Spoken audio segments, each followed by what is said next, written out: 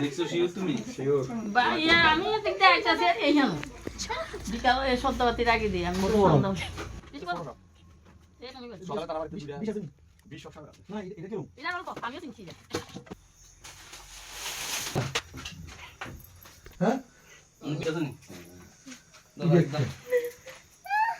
Ready দে দুরা না varnish check করে শুভ সন্ধ্যা শ্রদ্ধেয় দর্শক। ঠিক ওই দুইটা আমরা কাঠালিয়া গাঁও সভা তো এটা আমরা কাঠালিয়া গাঁও সভা থেকে সঞ্জয় ধরের বাড়ি, এই বাড়ি থেকে আজ সকালে দুটি সাপ উদ্ধার করেছি এবং এসেছিলাম অন্য একটি সাপের খোঁজে, ওদের কল ছিল কিন্তু এসে সেই সাপটিকে পাইনি, অন্য দুটি সাপ পেয়েছি। আর ওনাদের থাকার ঘরে দেখুন একেবারে পরিষ্কার পরিচ্ছন্ন সুদৃশ্য।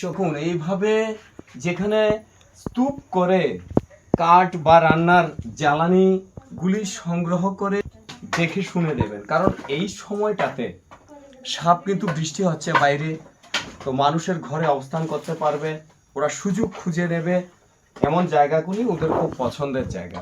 কাকিমা সাপটি আপনি দেখেছিলেন, আমি দেখি সাপটি দেখে চিন্তিত হয়ে পড়েছিলেন, ভয়ও পেয়েছেন, হ্যাঁ তো সাপটি এখন উদ্ধার করে নিয়েছি, ভালো লাগছে তো? হ্যাঁ আর সাপটিকে বাঁচাতে পেরে আপনার কেমন লাগছে?